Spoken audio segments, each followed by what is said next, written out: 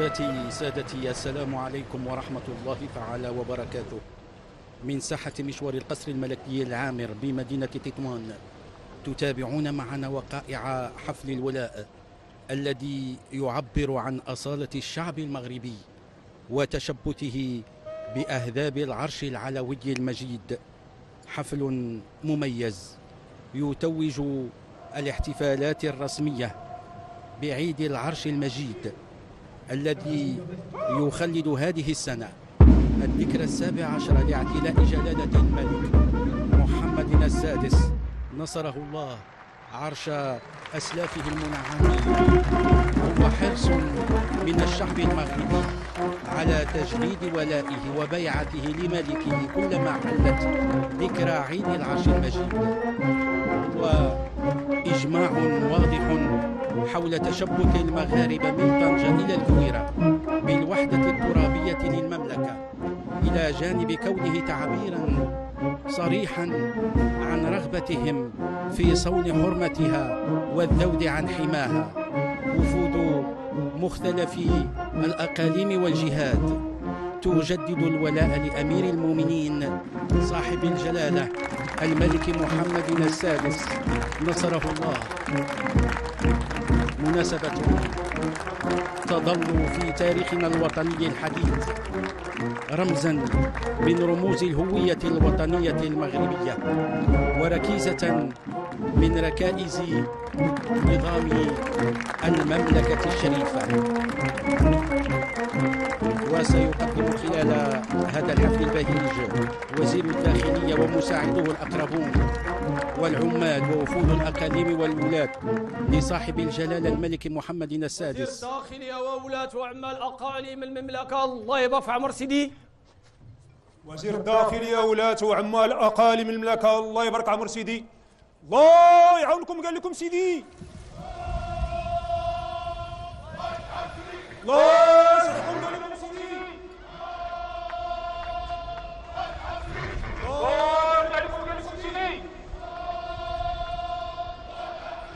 وزير الداخلية وولاة وعمال أقاليم المملكة، الله يسعدكم ويرجع لكم، قال لكم سيدي. تلقاو الخير، قال لكم سيدي. خلال هذا الحفل الباهي قدم وزير الداخلية ومساعده الأقربون والعمال لصاحب الجلالة في حفل رسمي بساحة مشوار القصر الملكي العامر بمدينة تطوان الولاء للعاهل الكريم. جهات المملكة، الله يبارك في عمر سيدي. جهات الداخلة واد الذهب، الله يبارك في عمر سيدي. جهات العيون الساقية الحمراء، الله يبارك في عمر سيدي. جهات قلميم واد نون، الله يبارك في عمر سيدي. جهات المملكة، الله يبارك عمر سيدي. جهات الداخلة وادي الذهب، الله يبارك عمر سيدي. جهات العيون الساقية الحمراء، الله يبارك عمر سيدي. جهات قلميم واد نون، الله يبارك عمر سيدي. الله يعاونكم، قال لكم سيدي. الله يسعدكم، قال لكم سيدي. الله يرضى عليكم، قال لكم سيدي. ولاة وعمال وقياد، الله يصلحكم ويرضى عليكم، قال لكم سيدي. تلقاو الخير، قال لكم سيدي. ممثلو هذه الجهات يقدمون الولاء لأمير المؤمنين لتجديد الإخلاص وتهنئة صاحب الجلالة المجدد لعلاقة تاريخ المغرب الزاهية المضيئة.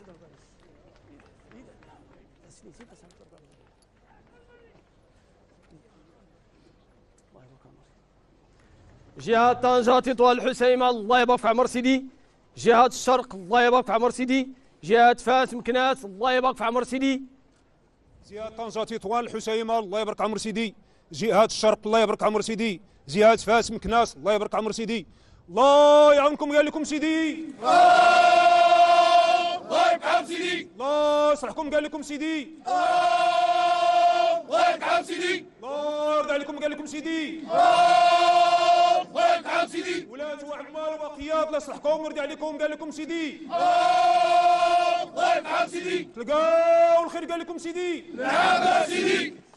ويواصل ممثلو الأقاليم والجهات الولاء لأمير المؤمنين في صفوف متراصة وفي تجاوب عماده الحب والولاء الناجم عن الشعور بالواجب المتبادل بين الملك والشعب بكل ما في الكلمة من معنى.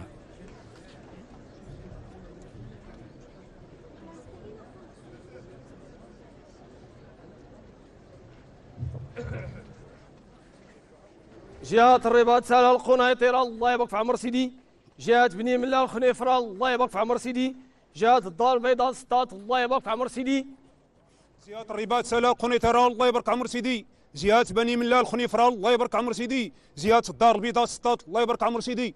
الله يعاونكم قال لكم سيدي. الله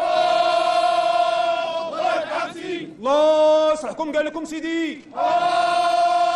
الله يتعب سيدي. الله يرضى عليكم قال لكم سيدي. الله يتعب سيدي. ولاة وعمال وقياد الله يصلحكم ويرضى عليكم قال لكم سيدي. الله يتعب سيدي. لقاو خير قال لكم سيدي. نعم سيدي. هي صورة تجسد إجماعا واضحا حول التشبث بالثوابت الوطنية التاريخية من طرف ممثلي الشعب المغربي وتجديد ولائهم للعاهل البلاد، ولاء بمثابة ميثاق دستوري يقوم على التشاور والتكافل والتماسك والإخلاص المتبادل.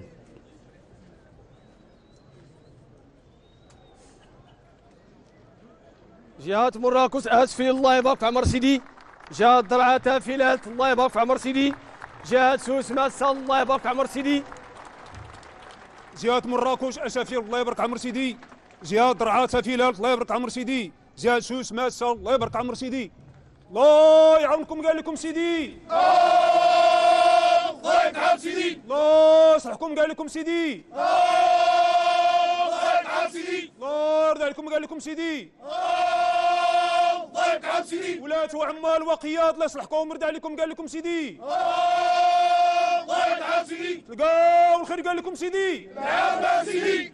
نحن بصدد حفل مميز، حفل الولاء يتوج كل سنة الاحتفال بعيد العطف، عيد الوحدة الوطنية والانتصارات في معارك اليوم والغد، مناسبة لتجديد الإرادة الوطنية من أجل صيانة مستقبل أفضل يليق بشعب كريم نبيل وبعرش مناضل أصيل.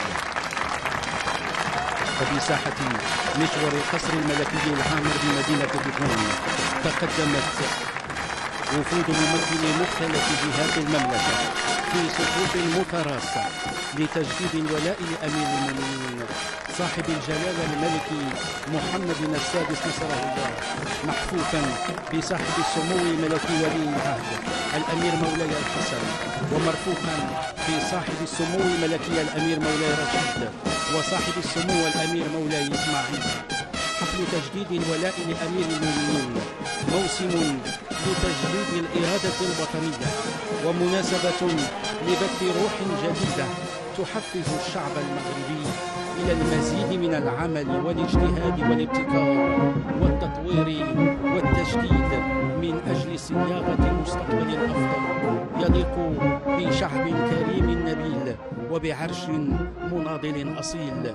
وفي ختام هذا الحفل الباهي سيداتي سادتي الذي يعبر عن أصالة الشعب المغربي وتشبته بأهداب العرش العلوي المجيد، تطلق المدفعية 5 طلقات، بينما أمير المؤمنين صاحب الجلالة الملك محمد السادس حفظه الله يرد بيديه الكريمتين على تحايا وهتافات ممثلي مختلف جهات وأقاليم المملكة.